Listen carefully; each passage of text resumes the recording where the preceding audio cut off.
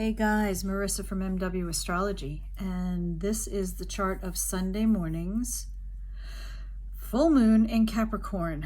This is the second full moon in Capricorn that we are having this summer. The first one was right after the solstice in the beginning of June, and that was at 1 degree of Capricorn. This one is at 29 degrees.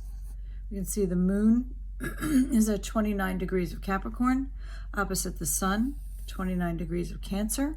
Every astrology sign has 30 degrees, so this is the very last degree.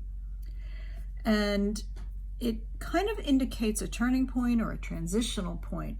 We can see that the Cancer-Capricorn axis kind of deals with private, public. It's home, it's work, it's things we do to nurture our roots, it's how we reach the fulfillment of our goals, the full flowering of all of our potential. But they need to be balanced. You're never going to be able to be your best self, reach your highest possibilities, achieve all the goals that you set for yourself if you don't have a strong foundation. And that's really what we're talking about in this Capricorn Cancer axis. It's how does the nurturing of the self, the building of the strong foundation support the development and the expression of the fullest version of who you came here to be. So this full moon, something came up, something was brought into your awareness at the first full moon in Capricorn in June. Perhaps it was a goal that you were either ready to commit to or hadn't yet committed to, or had committed to and realized that it really wasn't working for you. So something came up at that point about the balance between the inner and the outer and the public and the private. This is your opportunity now in the second full moon to make the transition. 29 degrees of any sign is a transitional sign. It's getting ready to move into the next sign. So it's a completion, it's a finishing up, it's a preparation, it's a no longer here but not yet there. And what's it going to take to make sure that when we move forward, as we move forward, we're doing it authentically and we're doing it in a way that is supportive of what we're trying to achieve.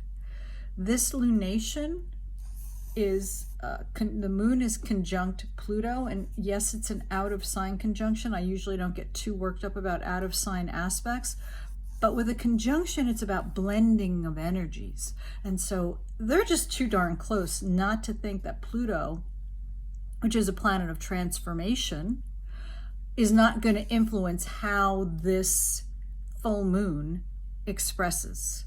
So Pluto is about self-empowerment. It is about transformation. And on the lower energy expression, Pluto is about trying to control things in order to feel more empowered. When we're talking about this type of conjunction, your emotions, the moon, need to be how you gain your emotional strength, how you go for what you want is going to be coming up to be addressed. So in other words, Pluto and the moon are both dealing with unconscious, subconscious, perhaps deeply held beliefs that you might not be aware of. And when the light of the sun comes shining on them, they're going to come up. So just for example, do you hold yourself back from really going full tilt after what you want because you're afraid to be seen, because you're afraid of that vulnerability? That's one of Pluto's big themes. What self-empowering, self-affirming practices can you start or commit to that will bring that foundation stronger, will make that foundation stronger so that you can reach your best self. You can achieve your highest potential. Okay, and that's kind of the theme that we're dealing with. You know, Capricorn is the top of the chart. It's high noon. Everything is visible here. So are you willing to be seen? What is showing up? It is the version of yourself that you know yourself to be on your best day. And how are you going to get there? How are you going to support yourself in exploring that and expressing that? And a lot of it is feeding your roots. What do you need in order to feel stable, in order to feel nourished? Are the people around you supporting you? Is the environment that you are planting yourself in supporting you? And if it's not, what do you need to do to shift that? We really don't have any challenging aspects with this lunation. This is a nice chart. We have Neptune at 29 of Pisces.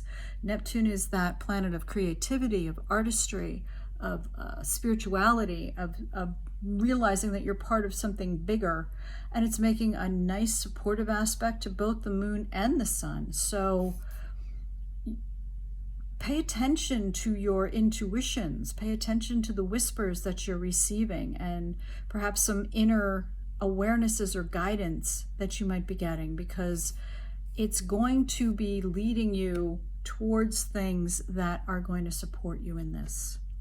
So I hope this is helpful.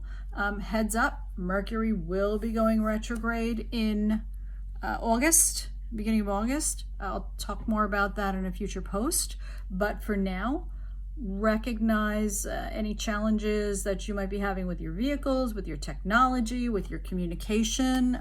Just start to, do the Mercury retrograde preparation, because it is about slowing down, paying attention, and not just bumbling through and hoping everything's going to be okay, even though it will always be okay. So anyway, take good care of yourselves. Thanks so much for listening.